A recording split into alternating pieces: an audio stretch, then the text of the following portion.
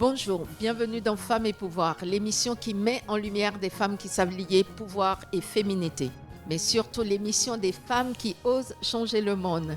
Nous sommes au sommet mondial des femmes dans l'industrie manufacturière et notre invitée n'est autre que Caroline Télémaque, présidente fondatrice du club Les Gazelles. Bonjour Caroline. Bienvenue sur le plateau de Femmes et Pouvoir. Alors, qu'est-ce que c'est le club Les Gazelles? Le club Les Gazelles, c'est un projet que j'ai mis 6 ans à réaliser et c'est quelque chose que j'ai mis sur pied parce que pour moi, je voulais faire 2 choses. Faire comprendre aux femmes qu'il faut qu'elles prennent soin d'elles et je voulais aussi fédérer des femmes, toutes nationalités, professions confondues, pour sortir de l'isolement et créer de la richesse. Donc, c'est ça le Club Les Gazelles et c'est ça que je fais depuis 11 ans. Est-ce que ça pourrait être ça, votre définition du mot pouvoir? Moi, j'ai une définition très particulière du mot de pouvoir parce que pour moi, je vois le pouvoir pour moi sur un plan de service. Servir une communauté. J'ai choisi de servir les femmes parce que j'ai choisi de travailler sur le mieux-être optimal des femmes. Donc, la mission de notre compagnie, c'est de promouvoir le mieux-être optimal des femmes sur les plans individuels et collectifs par des femmes pour des femmes. Donc, pour moi, le pouvoir, c'est vraiment de fédérer des femmes, de travailler ensemble, de créer de la richesse. Et quand je parle de richesse, je ne parle pas de richesse en termes d'argent seulement. Je parle en termes de la mise en commun des ressources parce que je crois beaucoup au réseau. En anglais, on dit « Your network is your net worth » et je pense au pouvoir du nombre. Donc, lorsque j'ai mis sur pied le Club Les Gazelles, qui est le premier bastion de ma compagnie qui est Groupe Gazelle, pour moi, c'était ça, de devenir puissante ensemble. Donc, c'est pour ça que je te dis que le pouvoir, pour moi, c'est vraiment se mettre au service l'une de l'autre et de travailler ensemble pour avancer ensemble, pour investir les lieux de pouvoir. J'imagine que ça se traduit de la même façon pour toi dans ton environnement personnel et professionnel, parce que j'ai du mal à t'imaginer te couper en deux et changer de posture selon si tu es au club ou si tu es à la maison. J'ai toujours eu une façon bien particulière de gérer ma vie, de gérer mon foyer. Je dis toujours, moi, je gère mon foyer comme une business. Donc, ma famille est partie prenante de cette business. Donc, on a chacun notre rôle. Moi, je suis la femme, je tiens le foyer, je gère ma tribu. Donc, oui, je suis quelqu'un de sensible, mais aussi de cartésienne. Parce que pour moi, tout doit avoir un but. Et gérer une famille, on gère une famille avec un but bien précis. Et moi, j'ai 2 enfants. Donc, j'ai géré des gagnants qui réussissent très bien leur vie. J'ai un mari avec qui je partage ma vie depuis presque 27 ans. Donc, on a ce petit environnement où on travaille ensemble et on travaille ensemble pour nous permettre d'avancer ensemble. Donc, pour moi, oui, tu as raison. Ma vie personnelle n'est pas trop loin de ma vie professionnelle. Je m'en doutais, je ne sais pas pourquoi. On entend souvent dire que les femmes qui ont du pouvoir, qu'elles ont dû sacrifier quelque chose. Qu'est-ce que tu en penses? Je ne crois pas au sacrifice. Je n'ai jamais rien sacrifié de ma vie. Et souvent, je fais des conférences et je parle aux femmes et je leur dis de changer le mot sacrifice pour investissement. Moi, je ne sacrifie rien, j'investis. Et ce qui est intéressant lorsqu'on change ça, c'est que lorsque tu investis sur quelqu'un, cette personne comprend que tu t'attends à un retour dans ton investissement. Alors, nous, on a investi dans des écoles privées pour nos enfants, les meilleures de Montréal, parce que, bon, nous, on payait l'éducation, mais on payait aussi le réseau. Donc, nos enfants connaissent ces investissements qu'on a faits. Donc, ils savaient qu'il fallait qu'ils réussissent. Alors moi, j'ai jamais dit à mes enfants, on a sacrifié pour vous. Non. Parce que quand tu dis à quelqu'un que tu sacrifies pour elle, c'est que tu lui enlèves son pouvoir. Et toi, tu te mets dans une position de victime. Mais quand tu dis à quelqu'un, j'ai investi dans toi, cette personne comprend qu'il faut qu'il respecte cet investissement. Donc le mot sacrifice, c'est pas quelque chose que j'utilise, surtout que je suis de la communauté haïtienne, ou que les parents ont passé leur vie à nous dire qu'ils ont sacrifié ci, ils ont sacrifié ça. Et tout ce que tu as envie de leur dire, c'est « je ne t'avais pas demandé de sacrifier quoi que ce soit pour moi ». Moi, mes enfants m'ont toujours remercié pour l'investissement que nous avons fait sur eux. Et dans ma vie, c'est toujours comme ça. Quand je dois prendre une décision, je le regarde en termes d'investissement. Et si le retour dans mon investissement est adéquat, je le fais. S'il n'est pas adéquat, je ne le fais pas. Donc, je ne crois pas au sacrifice. On ne naît pas puissante, mais on le devient.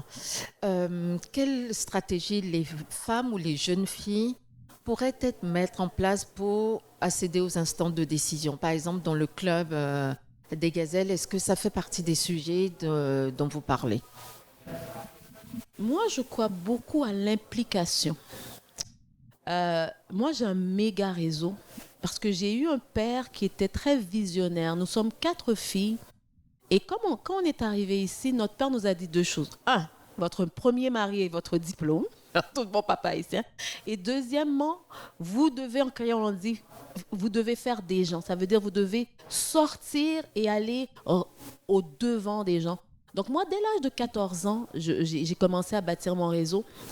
Et pour moi, pour investir les lieux de pouvoir, il faut rentrer en contact avec des gens et créer des relations de confiance. Moi, je l'ai fait à travers des écoles de mes enfants où j'étais sur des fondations, sur des comités de parents, des CA et tout ça. Et là, comme c'était des écoles où il y avait des gens quand même très fortunés, j'ai créé des liens avec ces gens-là. Je me suis impliquée en politique. J'ai fait 12 ans de politique active. J'ai été directrice de campagne, j'ai été directrice financière. Et je me suis montée un réseau de gens qui m'ont vu travailler et qui ont cru en moi et qui, par la suite, m'ont ouvert les portes. Donc, et c'est pour ça que j'ai fait le Club Les Gazelles. Parce que j'ai compris que beaucoup de femmes, surtout les femmes des communautés culturelles, ne comprenaient pas l'importance de réseauter. Et moi, mon réseau le plus puissant, je l'ai monté en réseauté, en m'impliquant bénévolement sur toutes sortes de comités, CA et tout ça. Et c'est ça. Donc moi, je crois que ça passe par la tribu. Et ta tribu, c'est les gens avec qui tu as travaillé, qui te connaissent, qui ont confiance en toi et qui veulent suivre ton mouvement, qui veulent te suivre. Alors c'est ça pour moi. Est-ce que les organisations ont un rôle à jouer dans la session des femmes dans les instants de décision? Parce qu'une fois que les femmes, elles ont peut-être compris l'enjeu du réseau, qu'elles ont bâti leur stratégie personnelle, quel pourrait être le rôle des organisations, des institutions qui nous régissent? Je pense que ce serait vraiment de donner les opportunités aux femmes, justement d'atteindre ces réseaux, soit par formation, soit en créant des opportunités. Je sais qu'au niveau du Club Les Gazelles, et Madame Louise Harel est une amie à moi.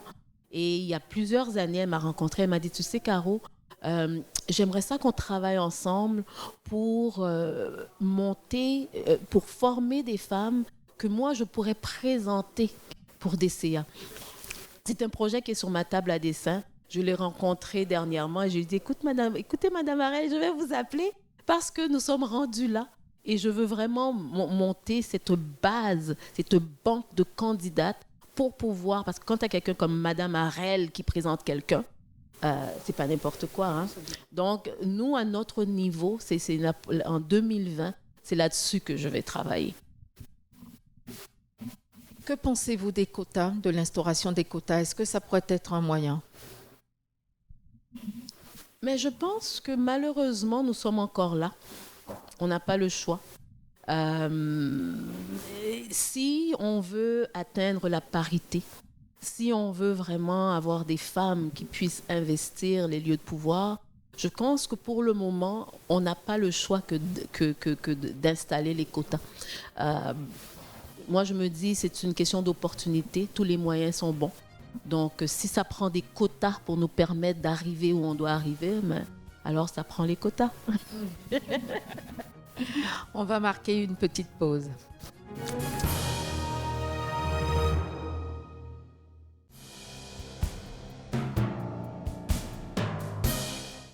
Nous sommes de retour avec Caroline Télémac. Nous parlions de l'instauration des quotas.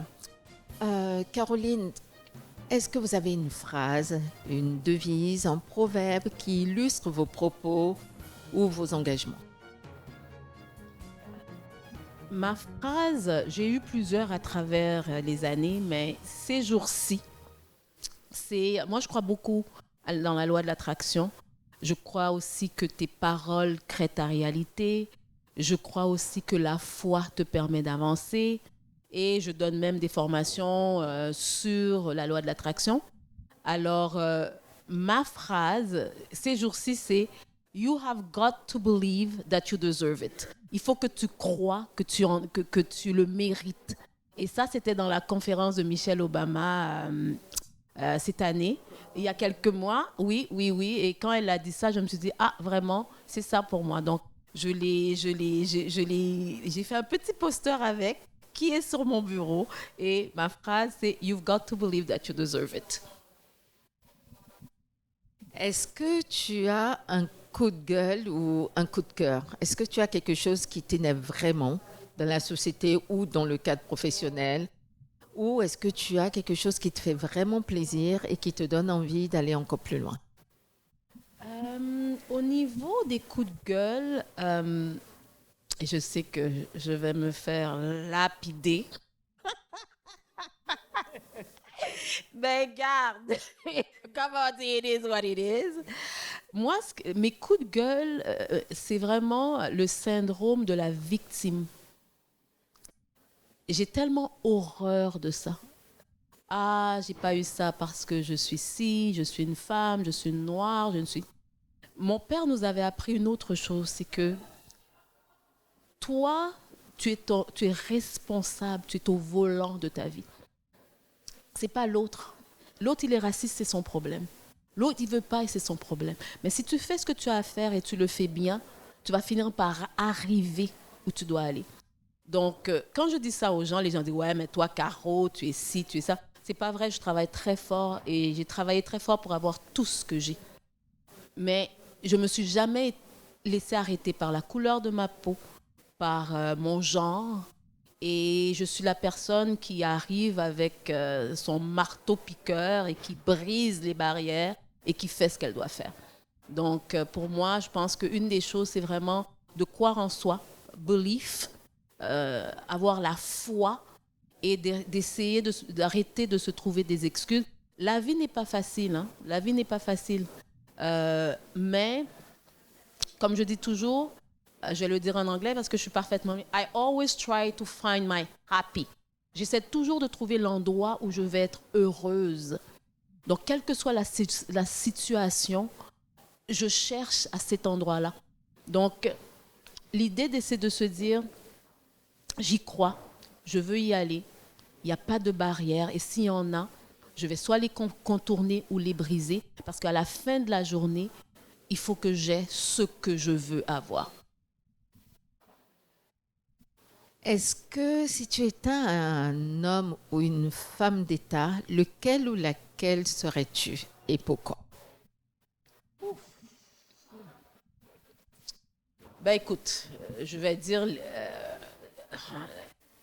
homme d'État, pour moi, l'homme des hommes d'État, c'est Barack Obama.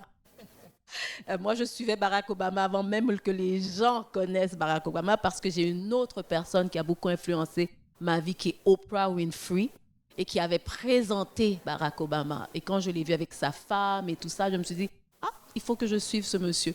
Tu vois, donc, je te dirais, la famille Obama, c'est une grande influence sur moi, Michelle et Barack, et aussi Oprah Winfrey. Écoute, moi, je suis une enfant d'Oprah. J'ai été élevée par Oprah. Donc, voilà. Si tu avais un jour pour changer le monde, par quoi commencerais-tu? Ça, c'est facile. l'autonomisation des femmes et la création de richesses dans les pays en voie de développement, et même ici. Parce que souvent, on parle des pays en voie de développement, mais il y a beaucoup de misère aussi ici où on vit. Hein? Donc, moi, ce serait ça. Parce que je crois que quand tu autonomises une femme, quand tu lui donnes des outils pour se créer de la richesse, tu changes la vie de toute une communauté. Et moi, pour moi, ça passe par les femmes. Si tu étais un animal, lequel serais-tu? Une panthère noire. Elles sont magnifiques. Et si j'étais une fleur, je serais une orchidée.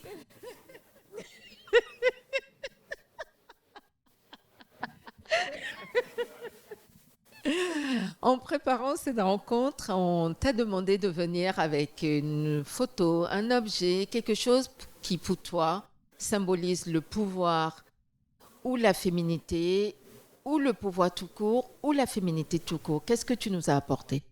Mais c'est drôle, mais c'est mon iPad. Vous voyez, il est comme tout vieux parce que je le traîne partout. Et là-dessus, je prends des notes, je prends des photos, mais j'ai surtout près de 8000 livres dans cet iPad-là parce que je déteste m'emmerder, je déteste m'ennuyer et je lis beaucoup et j'aime apprendre. Donc, tout ce que je lis, sans compter les livres papier parce que j'ai une grande bibliothèque, est sur mon iPad. Si une petite fille regarde cette entrevue et déclare « Quand je serai grande, je voudrais être Caroline Télémac », que lui dirais-tu? Mais je lui dirais que c'est une bonne idée parce que Caroline Télémac est quelqu'un de très positif. Je m'amuse beaucoup, je ris beaucoup et je suis le genre de personne à ne pas me laisser abattre par l'adversité. J'ai eu plein de défis dans ma vie, mais ce que j'ai compris, et ça c'est encore Oprah qui te dit « Everything that is done to you is done for you ». Tout ce ce qui veut dire en général, c'est que même quand tu vis des moments négatifs, il y a une leçon. C'est un moment que tu dois passer pour aller à la prochaine étape. Donc moi, ce que je dirais à cette petite fille, c'est que je suis une femme résiliente, je suis une femme d'idées, j'aime les projets, plus ils sont fous, plus ils sont gros, ils m'allument. Donc je lui dirais que Caroline Télémac, ce ne serait pas un très mauvais endroit pour commencer, parce que c'est une femme de cœur qui travaille très fort, qui a de grands rêves et qui croit sincèrement à sa capacité de manifester ce qu'elle veut dans sa vie. Très bien, Caroline. Notre entretien touche déjà à sa fin, vraiment. Alors, tu es une femme de pouvoir, mais quel est ton super pouvoir? Mon super pouvoir, c'est ma capacité de rentrer en relation avec les gens. Je suis très intuitive. Je dis toujours que j'ai un instinct animal et je sens tout de suite les gens qui vont probablement faire partie de ma vie, faire partie de ma tribu, ou les gens qui vont être là pour quelque temps, ou les gens qui ne seront pas là du tout. Donc, je pense que de pouvoir, comme on dit en anglais, sizer les gens, c'est mon super pouvoir. Très bien, ben, ça sera le mot de la fin. Merci beaucoup, Caroline. Ça a été un grand plaisir. Merci. C'était Femmes et Pouvoir, l'émission des femmes qui savent lier pouvoir et féminité. Si cette émission vous a plu, n'hésitez pas à nous soutenir en allant sur tous nos réseaux sociaux, Facebook, Instagram, Twitter et LinkedIn, mais aussi sur notre chaîne YouTube ou alors sur notre site www.femmesetpouvoir.org. Je vous dis à très bientôt. Au revoir. Le mot pouvoir a une connotation négative parce que le pouvoir, pour moi, c'est obtenir des gens ce qu'on veut contre leur volonté. Et ça, on peut l'utiliser, ça sert à faire avancer la tâche, mais quand on est un leader, la question à se poser, c'est pourquoi est-ce qu'on l'utilise en permanence? Parce qu'à l'utiliser en permanence, à un moment donné, on va saper la relation. Ben, le mot pouvoir, pour moi, tout simplement, ça veut dire faire ce que l'on aime. D'abord, parce que je crois que pour avoir le pouvoir, il faut vraiment aimer ce que l'on fait. La deuxième chose, c'est vraiment avoir les moyens, se donner les moyens de faire ce qu'on aime. Et la troisième chose, c'est vraiment impacter les autres avec ce que l'on fait. Vraiment, pour moi, c'est les trois choses. Aimer d'abord ce qu'on fait, la passion de ce qu'on fait. 2, avoir les moyens ou se donner les moyens. 3, impacter vraiment tous ceux qui sont autour de nous avec notre passion. Ma définition de pouvoir, en fait, c'est assez multiple. Je dirais que le pouvoir, pour moi, tout à part, c'est la maîtrise de soi. C'est lorsqu'on a assez de conscience sur qui est-ce qu'on est et qu'est-ce qu'on veut arriver.